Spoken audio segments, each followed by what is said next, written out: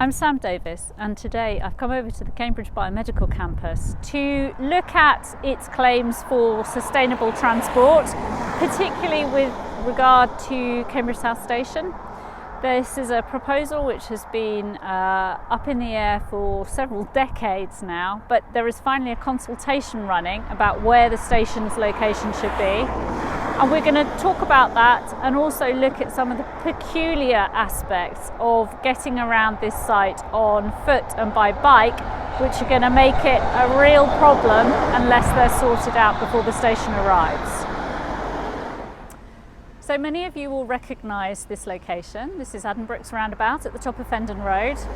And the reason I'm here is because, while we don't know very much about how Cambridge South Station is supposed to work, one of the things we do know is that it's going to pull traffic in from a very wide area to the east of the city. The maps that are available show it having a catchment which will extend pretty much out to Dullingham.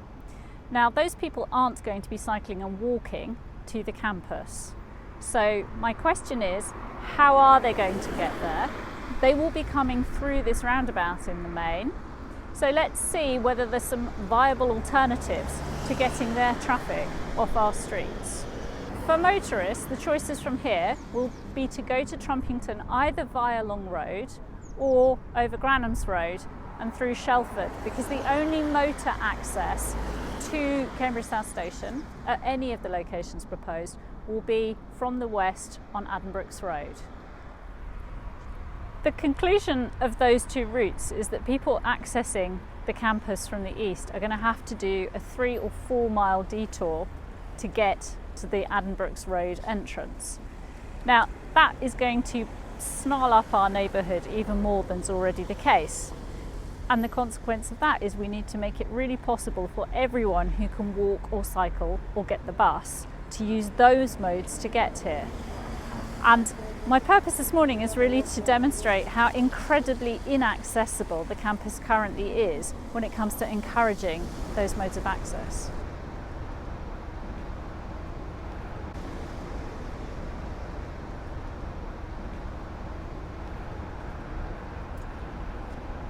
So at this point, actually the most direct route to the possible locations of Cambridge South Station is through the hospital concourse.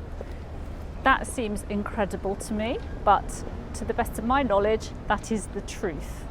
Now, we're not going to go that way today, not least because there are currently flu and norovirus warnings for people accessing the hospital, and they've asked people to make only essential trips, and I don't think this counts as that.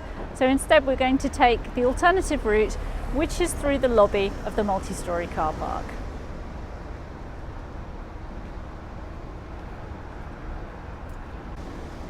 One of the really noticeable characteristics when you walk around the campus is how none of the pavements actually work to make journeys for pedestrians pleasant and straightforward.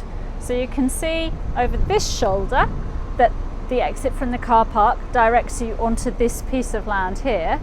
You walk 10 metres here, and then it directs you across the crossing there and back onto that side. And there are several other places on the campus where the pavement does exactly that.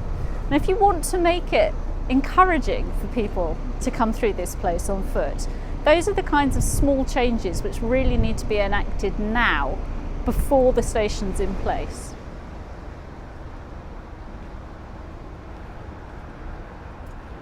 We've made it as far as the corner of the Frank Lee Centre. And over my right shoulder, you can see the shiny new outline of the AstraZeneca headquarters. People will be aware that most of the growth happening on this site at the moment is happening at this side of the campus, the railway line side of the campus, and the AstraZeneca building is one of the flagships of that. And it looks as if there's this path straight through to it. However, if we went that way, we would find ourselves in a car park, and the only pedestrian access from that car park is through a hedge and down a grassy bank. So I'm going to suggest that we don't go that way, we continue on what is the recommended route. And this is where we would have come out had we come straight through the hospital concourse. But as I said earlier, I think it's completely unacceptable to suggest that people's main pedestrian access to the railway side of the campus is through the heart of the medical establishment. So we will simply move on from here and continue the external route.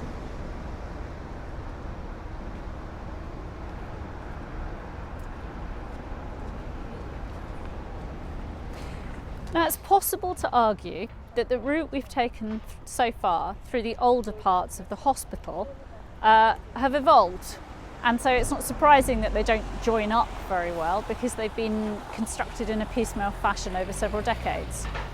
But this is the point at which we enter the new part of the campus, with Papworth and the AstraZeneca building behind me. So you would really expect that from here onwards, connectivity was at the heart of the thinking about how this area was laid out. And yet you've probably spotted already that there is no pedestrian crossing here. Now, that in itself shouldn't be difficult to fix, but because of the incredibly Byzantine governance structures on the campus, it's actually very difficult to know now whose responsibility it is to get remedial things like that sorted out, and crucially, who's going to pay for them. So as we move towards the construction of Cambridge South Station, I think there's going to be a lot of questions to be asked about who is accountable for making the connectivity work.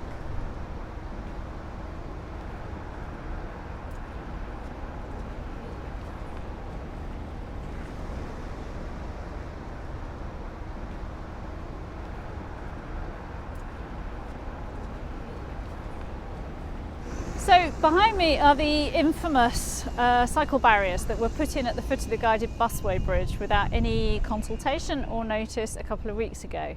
And for me, they are a symbol of the thing I was talking about a couple of minutes ago, about how decisions get taken around here which are completely arbitrary and do not work on the whole to the best advantage of people trying to reach this site by sustainable transport means, despite the fact that the whole vision for the campus is predicated on people getting out of their cars.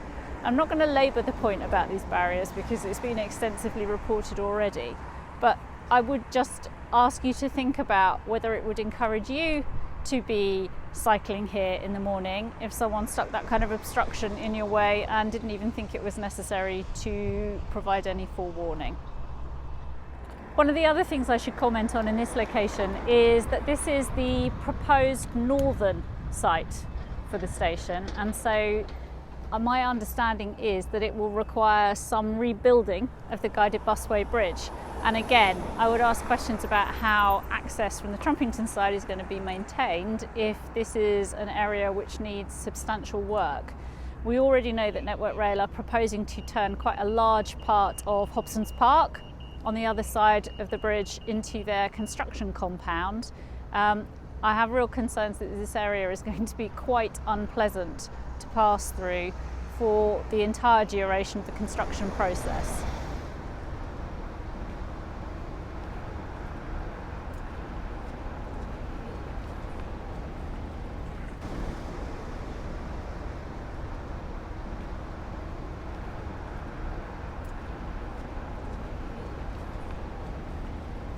I hope the time-lapse has enabled you to track our journey along Francis Crick Avenue. We're now at the southwestern corner of the current campus, although plans for expansion will mean that this will be a much more central location in a few years' time.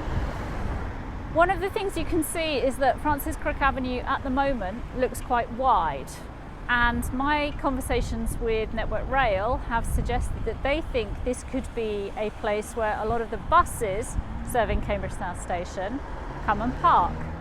Now the problem with that, and particularly as it's shown on the current consultation material, is that it doesn't show how Francis Crick Avenue is also going to be the route onto the campus for the Cambridge South East busway, coming in from Babraham, Stapleford, Sawston and Shelford. There's going to be some really interesting conversations around how space is allocated here in the next few years. But my primary concern is we've already given away for development the land that we need to provide the supporting infrastructure for the development. We have got things a bit back to front here, and we are going to be permanently playing catch up from now on.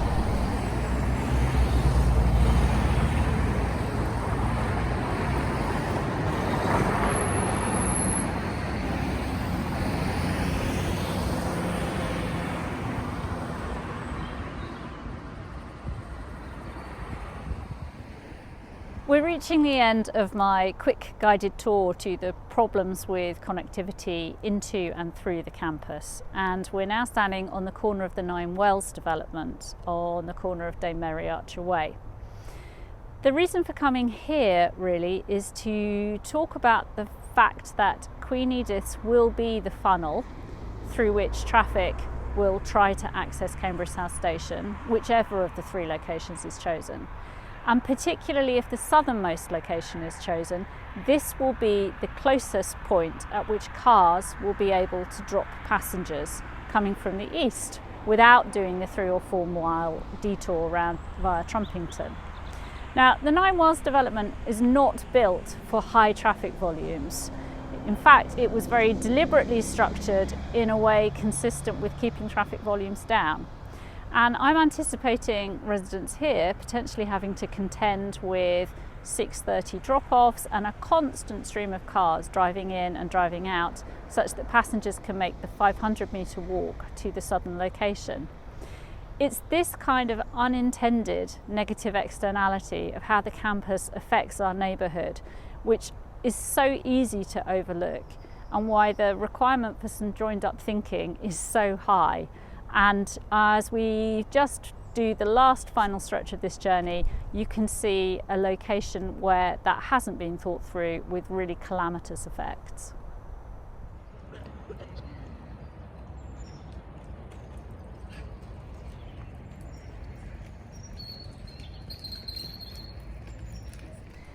And this is the final stop on our walking tour this morning, which is Red Cross Lane.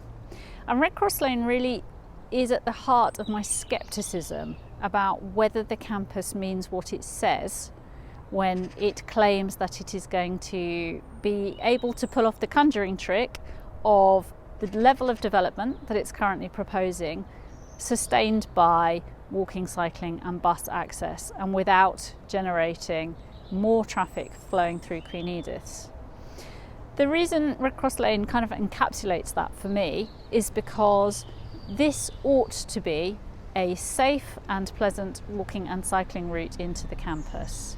And yet, if you come here at any point in the morning peak or before the evening shift comes on, you will see chaos as people try to take advantage of the parking here, which is the closest free on-street parking to the campus.